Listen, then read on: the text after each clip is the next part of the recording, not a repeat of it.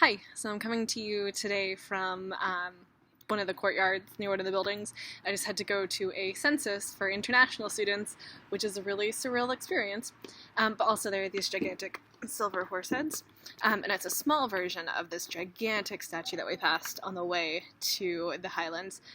So I'll put a link to them because they're just a trip. I also was going to talk to you a little bit about philosophy of time. Originally, that was the plan, but I have since found YouTube videos that are better at explaining them and more higher budget than mine, so I will link to those in the description as well. So I just want to talk to you really fast about something that has been bothering me as I've gone through my studies, and that is what is real? Like, what is reality? What can we call as being something that's real?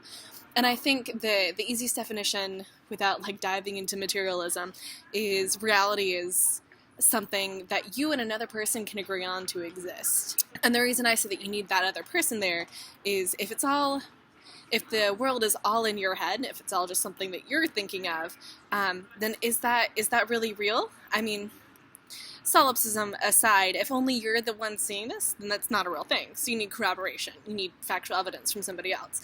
And then that covers a whole other manner of things that could be real or could be imaginary. Like if we all agree that the ground is real, that's something to work from.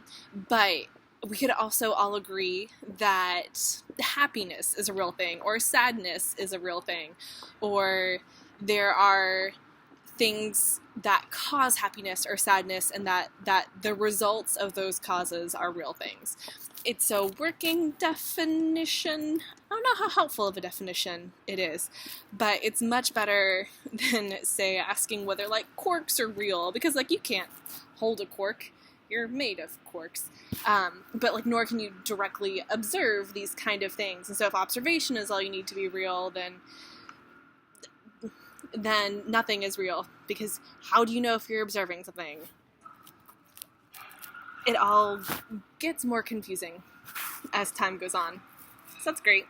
So yeah, I just wanted to bring you your daily dose of existentialism. I'll probably take you around to the New College courtyard so you can see what I do, and I think I'll probably take you around to the library and let you see that too.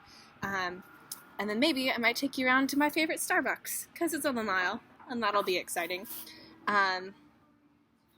Yeah, I think those are all the updates I have for you from across the ocean.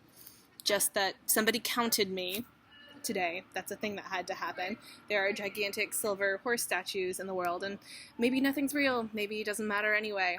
Who knows? That's kind of comforting to know that nothing exists. Nothing really matters. It's a weird comfort. Anyway, I'll have more existential ramblings for you in 2 weeks, but I will see you next week. So I don't have libraries for you today, but I do have a castle. So that's exciting. I'll probably go to the library for the next video. Just wasn't happening this week. But yeah, this is my bench because walking around a city makes you sweaty. And so I sit out here and de-sweat and then go inside and do learning things.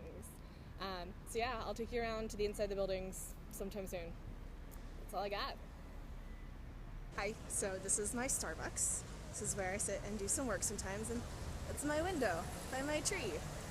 I just claimed a whole section of a city for myself. I think that's what you do when you move somewhere.